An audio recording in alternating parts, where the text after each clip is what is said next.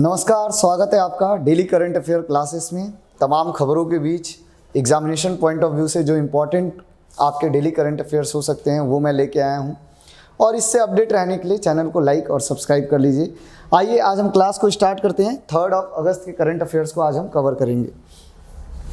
सबसे पहली न्यूज़ जो है it is related to India ने वियतनाम को अगर देखा जाए तो 300 मिलियन लोन का ऑफ़र किया है।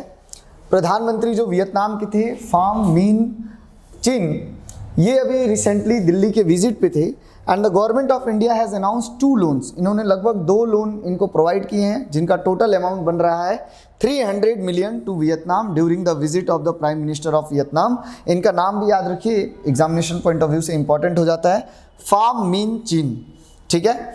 So loan is for strengthening Vietnam's maritime security की जो वियतनाम एक हमारा जो आ जाता है ओशियन के अंदर, मतलब ये एक कंट्री पड़ जाता है, तो ये इसको मैरीटाइम सिक्योरिटी को और इन्हेंस करने के लिए हमने ये लोन प्रोवाइड किया है और एक तरह से हमारा रिलेशन जो होगा इस देश के साथ और बेटर होगा।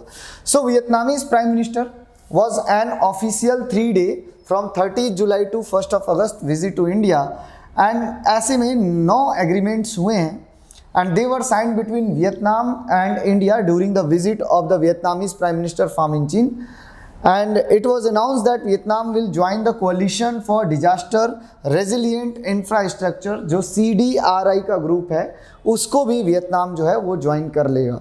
ठीक है।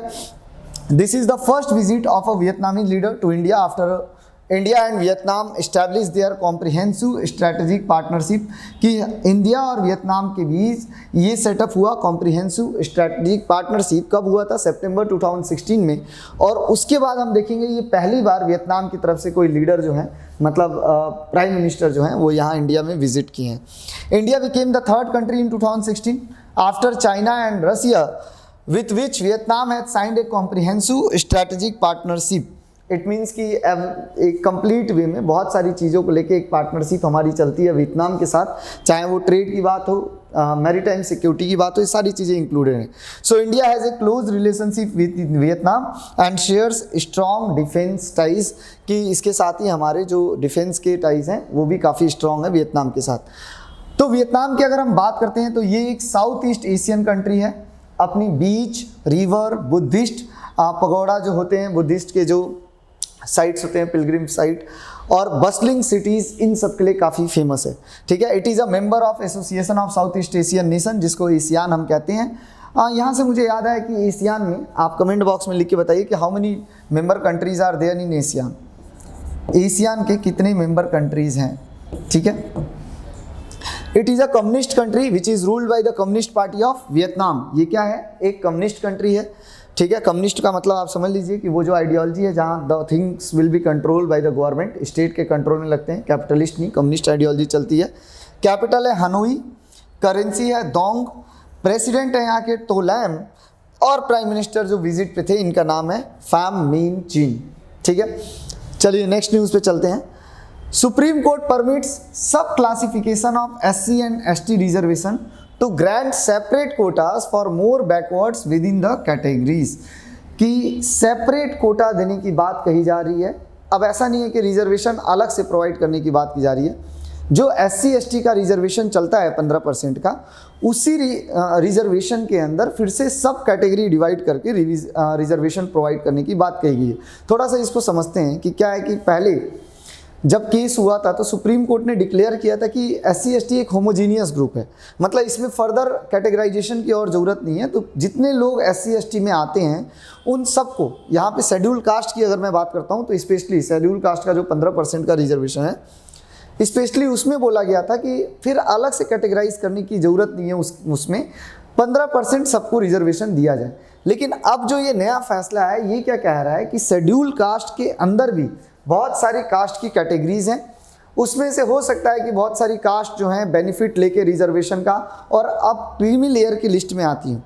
तो जो उसमें भी बैकवर्ड है, माइनॉरिटीज़ हैं जिनकी स्थिति और भी ज़्यादा ख़राब है, उनको गवर्नमेंट और प्रेफरेंस देके उसमें अलग से रिजर्वेशन दे सकती है 15% में से, कि उसी में से किसी को 10% और किसी के लिए 5% कर दे। और ये काम अब पावर दे दिया गया स्टेट को भी, ये सबसे बड़ी चीज़ है जो स्टेट के पास ये पावर नहीं थी, ठीक है। तो अब स्टेट गवर्नमेंट के पास ये पावर होगी। तो ये सिग्निफिकेंट जजमेंट, क्योंकि एक बहुत बड़ी बात है ये जो ये फैसला है। 7 जज bench of the supreme court led by chief justice DY Chandrachud जो हैं, ये CJI हैं इस समय इंडिया के, और 7 बेंचों की ये जजों की ये बेंच जो थी, इसका ये फैसला है। क्योंकि पिछला फैसला जो आया था जिसको चैलेंज किया गया था वो 5 बेंच की थी, वो बेंच जो था 5 जजेस का था, ठीक है। अब इसके अगर किसी फैसले को पलटना होता है या उसके आगे अगर किसी फैसले को एक तरह से चैलेंज किया आता है तो वो उससे बड़ी बेंच, उससे बड़े जजेस का बेंच चाहिए होता है। सो दैट्स वाई 7 जजेस का बेंच था ये। केस क्या था ये? Devinder Singh versus the state of Punjab ये केस था। एंड इसमें जो फैसला आया वो 6:1 मेजोरिटी के रूप में आया कि एक जहाँ पे दूसरे जज जो थे वो ये कह रहे थे कि नहीं, स्टेट के पास अभी ये पावर नहीं देनी चाहिए, यूनियन के पास भी होनी चाहिए। लेकिन 6:1 एक मेजोरिटी में ये फैसला देखने को मिला। स्टेट गवर्नमेंट कैन क्रिएट सब क्लासिफिकेशन, कि स्टेट गवर्नमेंट को पावर दे दी गई कि वो सब क्लासिफिकेशन क्रिएट कर सकते हैं with in the schedule caste and schedule tribe. पूरी डिटेल में मैं आपको ये सारी चीज़ें समझा दूंगा, अभी थोड़ी देर में हम समझ लेंगे, ठीक है। अगर आप ध्यान से सुनेंगे तो सारा क्लियर हो जाएगा। 7 जज bench verdict delivered on 1 August 2024 and it overturn the earlier 5 जज bench judgment in the EV Chennai versus state of Andhra Pradesh case 2004। तो एक केस हुआ था जिसको बोलते हैं EV चेन्नैया और state of Andhra Pradesh case 2004। इसमें क्या फैसला आया था? इसमें कोर्ट ने कहा था कि जो SC ST ग्रुप है ना, SC स्पेशली, वो एक होमोजीनियस ग्रुप है, मतलब उसमें फर्दर डिवीजन की जरूरत नहीं है। So EV Chinnaiah versus state of Andhra Pradesh, Supreme court held that the SC ST list is a homogeneous group and that there can not be no sub quota with in it, कि उसके अंदर कोई और Kota special लगा के और अलग से कुछ लोगों को रिजर्वेशन नहीं दिया जा सकता है। Constitution provide 15% reservation to the scheduled caste and 7.5% reservation to the scheduled tribe। हमारे यहाँ बहुत सारी कास्ट ऐसी हैं जो शेड्यूल कास्ट में आती हैं, उनको 15% रिजर्वेशन मिलता है, और बहुत सारी शेड्यूल ट्राइब्स हैं जो ST के नाम पे, मतलब उनको पहचान मिली है शेड्यूल ट्राइब के नाम पे, उनको 7.5% रिजर्वेशन मिलता है एजुकेशन में और साथ में एम्प्लॉयमेंट में, ठीक है, government jobs and educational institution में। अब कौन से आर्टिकल संविधान के ये रिजर्वेशन उनको प्रोवाइड करते हैं? That is mention in article 341 and 342 of the constitution which defined who is a schedule caste और schedule tribe with respect to state and union territory, कि किसी स्टेट और यूनियन टेरिटरी में कौन शेड्यूल कास्ट है और शेड्यूल ट्राइब है। Article 341 schedule caste को डिफाइन करता है, 342 शेड्यूल ट्राइब को डिफाइन करता है। सो 341 of the Indian constitution give the president of India the power to specify race, caste और tribe to be included in the list of scheduled caste। कि ये किसके पास पावर है? ये पावर है प्रेसिडेंट के पास, कि शेड्यूल कास्ट शेड्यूल ट्राइब कोई कौन होगा ये प्रेसिडेंट डिसाइड करते हैं। बट अगेन इन रियलिटी अगर मैं आपको बता दूं तो decision is taken by the parliament and then president उस पर साइन करते हैं, अप्रूव करते हैं, ठीक है। ये काम प्रेसिडेंट कर रहे होते हैं स्टेट के गवर्नर के कंसल्टेशन में, ये भी ध्यान में रखना है, ठीक है। Under article 342 president has the power to specify tribes, कि कौन सी शेड्यूल ट्राइब होंगी, कौन ST के रूप में रिकॉग्नाइज किया जाएगा, ये भी प्रेसिडेंट स्टेट के गवर्नर के कंसल्टेशन के बाद रिकॉग्नाइज करते हैं। Parliament has the power to include और एक्सक्लूड एनी कास्ट और tribe from the schedule caste और शेड्यूल ट्राइब। तो देखो प्रेसिडेंट के पास एक पावर ये है कि वो गवर्नर के कंसल्टेशन भी करते हैं। पार्लियामेंट के पास भी पावर दी गई है कि पार्लियामेंट अगर चाहे तो किसी SC कास्ट या ट्राइब में को SC ST में इंक्लूड कर सकते हैं, एक्सक्लूड कर सकते हैं। This is the power of the schedule caste. EV Chinnaiah और स्टेट ऑफ आंध्र प्रदेश जो केस था, supreme court held that the state government does not have the power to include और exclude caste from the schedule caste and schedule tribe. इस case में ये एक फैसला निकल के आया था। पहली चीज़ तो ये निकल के आई थी कि होमोजीनियस है, मतलब उसमें कास्ट सब डिवीज़न नहीं होगा, ठीक है, शेड्यूल कास्ट की अगर हम बात करते हैं। दूसरा चीज़ ये निकल के आया था कि स्टेट की गवर्नमेंट के पास ये पावर नहीं है कि वो किसी को शेड्यूल कास्ट या शेड्यूल ट्राइब क्या करें, रिकॉग्नाइज करें। वो किसके पास था? वो पार्लियामेंट के पास है। The president has the power to issue notification only and the power to include or exclude caste is with the parliament only। Court also said that scheduled caste and scheduled tribes are homogeneous group and cannot be divided into सब कोटा। उसी समय इसी case में court ने ये कहा था कि ये होमोजीनियस ग्रुप है, इसको फर्दर सब कोटा में डिवाइड नहीं किया जा सकता। तो हिस्टोरिकल बैकग्राउंड क्या रहा है इस केस का थोड़ा सा और समझते हैं। जो अभी केस आया है उस केस में मैं बात कर रहा हूँ Devendra Singh versus Punjab, state of Punjab का जो केस है, इसका क्या बैकग्राउंड रहा है कि पंजाब में एक Punjab scheduled caste and backward classes reservation in services act 2006 पास हुआ, ठीक है, and it provide the first preference in reservation for the Valmiki and मजहबी सिख कम्युनिटीज, जो कि समझा जाता है कि देखा जाए तो जितने भी शेड्यूल कास्ट में आने वाली कम्युनिटीज़ हैं उसमें सबसे बैकवर्ड कम्युनिटीज़ में से ये एक हैं। तो फिर क्या किया स्टेट की गवर्नमेंट ने कि इन लोगों को इस एक्ट के थ्रू और रिजर्वेशन प्रोवाइड किया, मतलब शेड्यूल कास्ट के रिजर्वेशन के तहत ही इनको सब डिवीज़न करके रिजर्वेशन प्रोवाइड करने की कोशिश की। The act was challenge by Devendra Singh in the Punjab and Haryana high court, कि इसके बाद देवेंद्र सिंह जो है उन्होंने क्या किया, पंजाब हरियाणा हाई कोर्ट में इसको चैलेंज किया। Punjab and Haryana high court ने क्या किया, स्ट्रक डाउन कर दिया जो पंजाब गवर्नमेंट के द्वारा ये एक्ट लेके आया गया था, और वहाँ पे यही कहा गया कि इसमें आप सब डिवीज़न नहीं कर सकते, ये अनकॉन्स्टिट्यूशनल है, ऐसा बोला गया। And it cited the judgement of the 2004 supreme court in the EV Chinnaiah case, और उसमें हाई कोर्ट, पंजाब की हाई कोर्ट ने यही चीज़ कहा कि 2004 के सुप्रीम कोर्ट का जो डिसीजन है उसके कारण हम कहते हैं कि ये जो आप सब डिवीज़न कर रहे हैं गलत है, अनकॉन्स्टिट्यूशनल है। फिर क्या हुआ, फिर इस चीज़ को चैलेंज किया गया, हाई कोर्ट के इस डिसीजन को सुप्रीम कोर्ट में चैलेंज किया गया, और अब सुप्रीम कोर्ट में क्योंकि 5 मेंबर के कॉन्स्टिट्यूशनल बेंच ने इसका डिसीजन दिया था, तो सुप्रीम कोर्ट में 7 मेंबर्स का जजेस का बेंच बैठा, और फिर जो फैसला आया है वो आया है 5 member bench felt that the supreme court judgement in the E Chinnaiah state of Andhra Pradesh case need to be review, and since क्योंकि ये 5 लोगों की मेंबर बेंच ने किया था तो इसको हायर बेंच की ज़रूरत थी, तो 7 मेंबर्स की बेंच बैठेगी यहाँ पे, ठीक है। Devendra Singh versus state Punjab case was refer to a 7 जज bench which started hearing the case in February 2024, और अब उसका फैसला आ गया है। क्या कहा है कोर्ट ने? कोर्ट ने कहा है कि शेड्यूल कास्ट और शेड्यूल ट्राइब एक होमोजीनियस ग्रुप नहीं है, यानी 2004 के सुप्रीम कोर्ट ने अपने फैसले को अब बदला है, ठीक है, 7 मेंबर की जो बेंच है उसने। And there are certain groups more backwards with in the community, यानी कम्युनिटी के में ही बहुत सारे और भी ग्रुप्स हैं जो बैकवर्ड है। So under article 15 and 16 the state government have the power to create subcategory of more backward communities within the SC/ST list, and the court will have the power to examine the state decision of the identifying a community as more backward within the SC/ST community, ठीक है। So 5 of the judges opined that a creamy layer should be introduced in the SC/ST community, कि उसमें भी एक creamy layer लेके आया जाए, जैसे ओबीसी के अंदर आपने क्रीमी लेयर पढ़ा है ओबीसी रिजर्वेशन में, वैसे यहाँ पे एक क्रीमी लेयर लेके आया जाए, और जो कि क्या होगा, एक तरह से कैटेगराइज करेगा, सब कास्ट में कैटेगराइज करेगा कि जो लोग और ज़्यादा बैकवर्ड है उनको स्पेशल और रिजर्वेशन प्रोवाइड किया गया है उसी में से, ठीक है। नेक्स्ट न्यूज़ पे चलते हैं। It is about president Murmu chairs 52nd conference of governor at Rashtrapati भवन।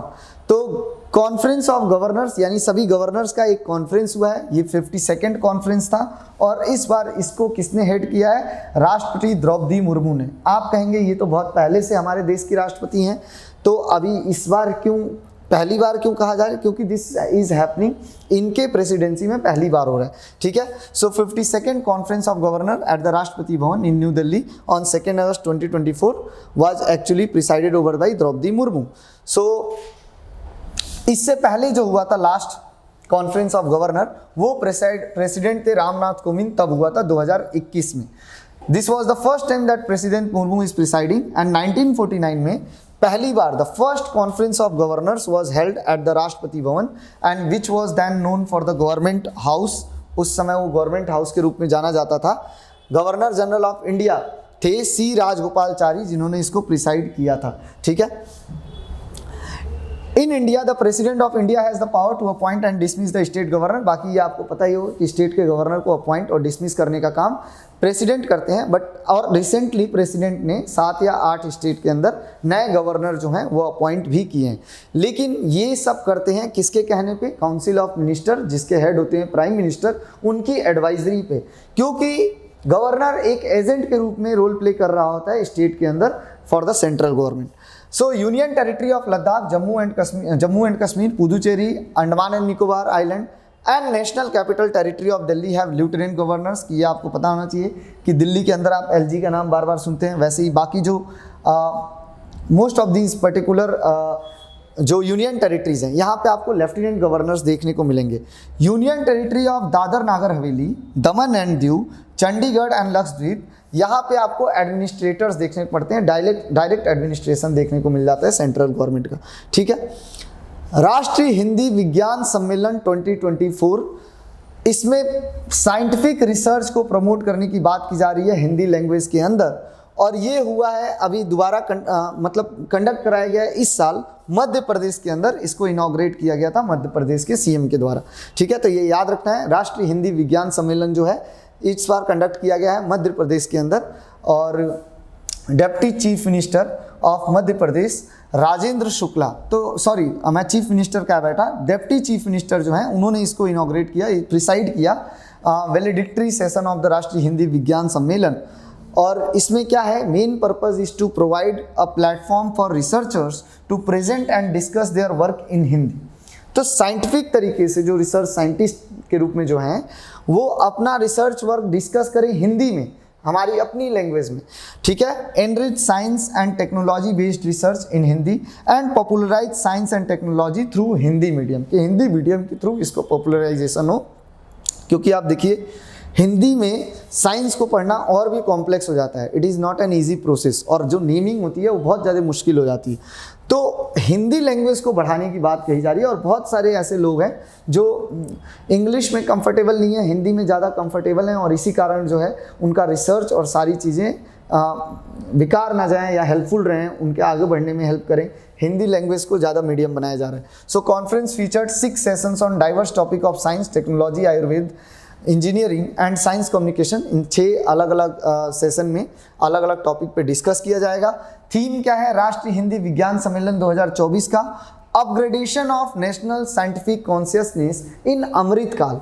अब अमृतकाल क्या है, अमृतकाल प्रधानमंत्री की एक योजना है, उसमें ये कहा जा रहा है कि हमारे देश को एक विज़न है प्रधानमंत्री का कि 2047 तक हम एक डेवलप कंट्री बन जाए। ठीक है, एक डेवलप कंट्री के रूप में नज़र आए, और डेवलप कंट्री के रूप में आप नज़र आना भी चाहते हैं। उसके अलावा देश की जो स्थिति है उसको भी ध्यान में रखना पड़ेगा कि कहीं पे अगर बारिश हो जाती है अचानक, बहुत ज़्यादा ही हो जाए मान लीजिए, तो उसमें जान तो कम से कम नहीं जानी चाहिए। जैसा कि आप देखेंगे कि अभी दिल्ली के अंदर देखने को मिला कि आईएएस प्रिपरेशन जो करने वाले बच्चे हैं उनमें से 3 की डेथ हो गई। उसके अलावा स्कूल बंद हो जा रहे हैं अगर बारिश बहुत तेज़ हो जा रही है तो अगर डेवलप कंट्री बनना है तो कम से कम पहले तो हमें उन बेसिक चीज़ों पे काम करना पड़ेगा कि आपको पता है कि ऐसा मोमेंट क्रिएट होने वाला है, हर साल होता है, फिर भी आप उसके लिए तैयार नहीं हैं, तो ये तो अभी आप बहुत पीछे चल रहे हैं, इसमें बहुत कुछ करने की ज़रूरत है। ठीक है, सो अमृतकाल जो है ये डेवलप कंट्री बनाने का एक विज़न है प्रधानमंत्री का। अच्छी बात है, विज़न बनाइए, और उसको पूरा करने के लिए अभी से उसकी शुरुआत भी करनी पड़ेगी। Okay, CEA approve hydro pumped storage plants in Odisha, Karnataka. ठीक है, तो CEA क्या है, सेंट्रल इलेक्ट्रिसिटी अथॉरिटी, इन्होंने अप्रूव कर दिया है। हाइड्रो इलेक्ट्रिसिटी मतलब पानी से जो बिजली बनाई जाती है, ठीक है, कि बहुत तेज़ी के स्पीड के साथ जो होता है पानी जो है गिरता है उस डैम के अंदर, डैम से, और उसके बाद टरबाइन के ऊपर डायरेक्ट वो गिरता है, टरबाइन को रोटेट करता है जिससे इलेक्ट्रिसिटी जनरेट होती है। सो हाइड्रो पंप स्टोरेज प्लांट्स 2 जो हैं उसके लिए एक अप्रूवल मिला है सेंट्रल इलेक्ट्रिसिटी अथॉरिटी के द्वारा। एक जो होगा वो बिल्ड किया जाएगा कर्नाटक के अंदर और दूसरा बिल्ड होगा ओडिशा के अंदर। थोड़ा सा और डिटेल इन्फॉर्मेशन देखते हैं कि under the provision of electricity act 2003 any company intending to set up hydro generating station they require the concurrence of the central electricity authority कि इनकी परमिशन की रिक्वायरमेंट होती है। ठीक है, so using this power the central electricity authority has approved the Sharavati and upper Indravati hydro pumped storage plants, कि इन्होंने approve कर दिया अपनी इस पावर को यूज करते हुए कि हम सारावती और upper Indravati hydro pumped storage plant जो है वो इस प्रोजेक्ट के लिए ठीक है अलाउ कर रहे हैं ओडिशा और कर्नाटक के अंदर। 2000 megawatt Saravati hydro power pumped storage plant. It is being developed on the river Saravati. ये कहाँ है? शिमोगा डिस्ट्रिक्ट ऑफ कर्नाटक में. और 8000 crore 2000 megawatt Saravati project. It is the country's largest pump storage power generation unit. And this mega project backed by the government of Karnataka. ठीक है, तो आप देखिए ये जो शिमोगा डिस्ट्रिक्ट के अंदर रिवर सारावती के पास जो प्रोजेक्ट बन रहा है, ये largest pump storage power generation unit है, जो कि कर्नाटक की गवर्नमेंट के द्वारा इसको फंड भी किया जाता है ताकि स्टेट की जो पावर क्राइसिस है उसको रोका जाए. सेंट्रल इलेक्ट्रिसिटी अथॉरिटी की अगर हम बात करते हैं तो इट वाज सेटअप इन 1959. ये एक स्टैट्यूटरी बॉडी है, मतलब गवर्नमेंट पार्लियामेंट के एक्ट के द्वारा पास किया गया है और इसका provision of the electricity act of 1948 के द्वारा इसको इस्टेब्लिश किया गया. It comes under the ministry of power, government of India के अंडर आता है ये. And in performs A number of function, जैसे कि prepares the national electricity plan and national electricity policy के तहत उसको तैयार किया जाता है. ये न्यू हाइडल पावर प्लांट जो सेटअप होने होते हैं उसके लिए अप्रूवल देता है. इसके 6 फुल टाइम मेंबर्स होते हैं और एक चेयरमैन होते हैं इसमें. एंड चेयरमैन आज के टाइम में है घनश्याम प्रसाद. इसका हेडक्वार्टर आपको देखने को मिलेगा न्यू दिल्ली के अंदर. ठीक है, सो ये थे आज के करंट अफेयर्स. हर बार की तरह मैं कहता हूँ कि थोड़ा सा अपनी नॉलेज को और इन्हेंस करने के लिए कुछ और भी टॉपिक हैं जिस पे आप डिटेल में, मतलब एक तरह से रिसर्च कर सकते हैं. जैसे इंडिया एफ्टा ट्रेड क्या है, इकोनॉमिक पार्टनरशिप एग्रीमेंट क्या है, इसके ऊपर बात करने रिसर्च करिए. What are the key facts related to the golden langur, golden langur के रिलेटेड क्या की फैक्ट्स हैं. इलेक्शन कमिश्नर्स कैसे अपॉइंट किए जाते हैं. ठीक है, और money bill in Indian constitution, इसको लेके क्या क्या बातें हैं, क्या प्रोविजंस हैं. ठीक है, explain the key features of disaster management bill, कि डिजास्टर मैनेजमेंट बिल जो है उसके की फीचर्स क्या हैं वो एक्सप्लेन करिए. ठीक है, अब एक रिवीजन कर लेते हैं, क्विक रिवीजन, जिसके थ्रू आज जो हमने पढ़ा है वो सारी चीज़ें याद भी हो जाएंगी और अपने आप को आप एक रीचेक कर सकते हैं कि कितना आपने याद कर लिया. ठीक है, who is the current prime minister of Vietnam? Pham Minh Chinh. इस तरह से याद कर सकते हैं, Pham Minh Chinh. How many agreements were signed between India and Vietnam during the prime minister of Vietnam recent visit to India? तो total ऐसे 9 agreement पे साइन हुआ है. How much loan will be provided by the government of India to Vietnam? कितना loan provide किया जाएगा?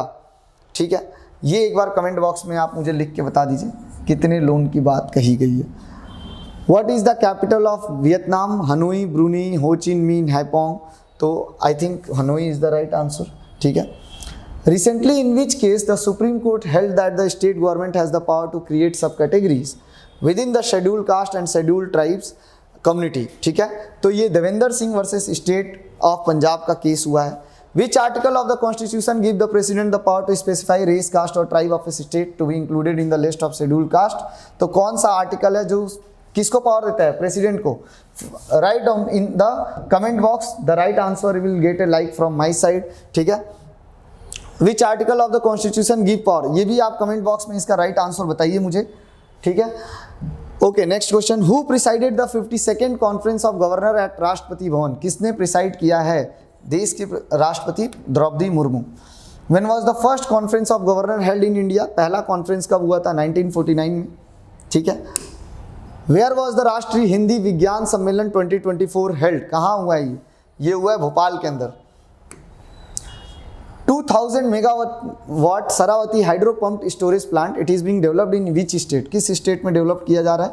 कर्नाटक के अंदर डेवलप किया जा रहा है. ठीक है, और उड़ीसा के अंदर भी एक दूसरे प्लांट का अप्रूवल मिल गया है. Central electricity authority comes under which ministry of the government? तो ये मिनिस्ट्री ऑफ पावर के अंदर आता है. Right. So this is all for today. I hope this class is helpful for you. मिलते हैं नेक्स्ट क्लास में, तब तक के लिए बाय बाय.